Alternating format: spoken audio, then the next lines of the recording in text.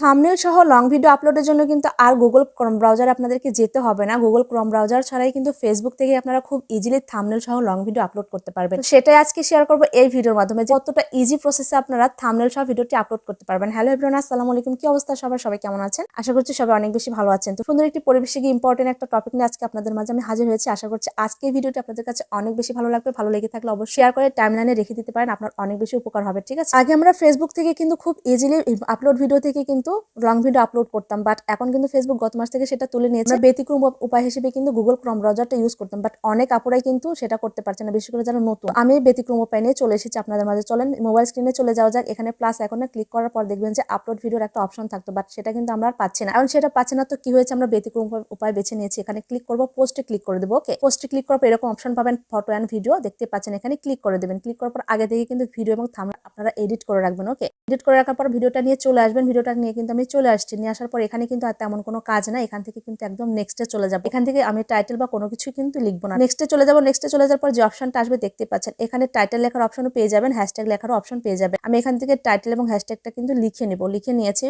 ঠিক আছে, এখানে মোস্ট ইম্পর্টেন্ট আরেকটা কথা আছে আপনাদেরকে জানাবো, সেটা একটু পরে জানাচ্ছি। এরপর হচ্ছে আপনারা রিলসে যেভাবে করে থাম্বনেল অ্যাড করতেন সেভাবে করে কিন্তু থাম্বনেলটা নিয়ে নেবেন। আমি আগে থেকে থাম্বনেল বানিয়ে রাখছিলাম, সেই থাম্বনেলটা কিন্তু এখানে নিয়ে চলে আসবো। আমি ভিডিওটা কিন্তু একদম ফাস্ট করে দিয়ে খুব স্লোলি কাজ করতেছি, আপনারা একটু মনোযোগ সহকারে দেখলেই বুঝতে পারবেন। তো থাম্বনেলটা কিন্তু আমি নিয়েছি, দেখতে পাচ্ছেন।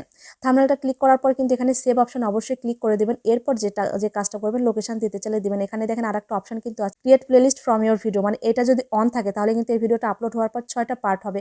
এটা কিন্তু অন রাখা যাবে না, এটা কিন্তু অবশ্যই আপলোডের আগে অফ রাখবেন। এরপর কিন্তু শেয়ার নাওতে ক্লিক করে দিলে ভিডিওটা কিন্তু আপলোড হয়ে যাবে। কিছুক্ষণ সময় নেবে, এরপর কিন্তু আপলোড হয়ে যাবে। আর থাম্বনেল সহ আপলোড হলো কিনা সেটা দেখানোর জন্য কিন্তু আমি ওয়েট করবো, আপনাদের দেখাবো। দেখেন আমি কিন্তু থাম্বনেল সহ ভিডিওটা আপলোড করে নিয়েছি। কোনো কারণবশত আমার কিন্তু টাইটেলটা নেয় না। আমি কিন্তু টাইটেলটা এডিট অপশন থেকে আবারও দিয়ে দিব। ঠিক আছে, দিয়ে দেওয়ার পর দেখেন এটা কিন্তু কত সুন্দর দেখা যাচ্ছে। আর এটা কিন্তু সবচেয়ে ইজি প্রসেস, কারণ গুগল ক্রোম ব্রাউজার অনেকে ইউজ করতে পারছেন, অনেকে লগ ইন করতে পারছেন। আমার স্টুডেন্ট আপনারা তো একদম কি বলবো ভেবাচাকা খেয়ে গিয়েছে কিভাবে কি করবে। তারা কিন্তু ইজিলি এভাবে করে কিন্তু ভিডিওটা আপলোড করতে পারবেন। ঠিক আছে, আজকের ভিডিওটি যদি উপকৃত হয়ে থাকেন অবশ্যই কিন্তু কমেন্ট করে যাবেন। ভিডিওর লাস্টে কিন্তু একটা ইম্পর্টেন্ট বিষয় আপনাদের সাথে শেয়ার করবো, শেখার কিন্তু শেষ নাই। এই ভিডিওর জন্য স্পেশাল থ্যাঙ্কস জানাবো 3জন আপুকে। 3জনই আমার স্টুডেন্ট আপু, Nahar kitchen and blog, Ishrat blog এবং তাহসিনের আম্মু। এই 3জনের ভিডিও আমি অবজারভেশন করেছি, তারা কিন্তু এভাবে করে ভিডিও আপলোড করেছে। 3জন আপুর ভিডিও অবজারভেশন করে যেটা পেয়েছে, যেভাবে করে ভিডিও আপলোড করলে অ্যাকচুয়ালি কোনো প্রবলেম নাই, হয়ে যাবে। তবে আপনারা অবশ্যই ক্রিয়েট প্লেলিস্টের ওই অপশনটা অফ রাখবেন, তাহলে কিন্তু কোনো সমস্যা হবে না। থাম্বনেল সহ কিন্তু ইজিলি আপনার ভিডিওটি আপলোড হয়ে যাবে। তো কেমন লাগলো আজকের এই ভিডিওটি? আশা করছি যারা জানতে চেয়েছিলেন যে গুগল ক্রোম ব্রাউজার ছাড়া কিভাবে থাম্বনেল সহ ভিডিওটি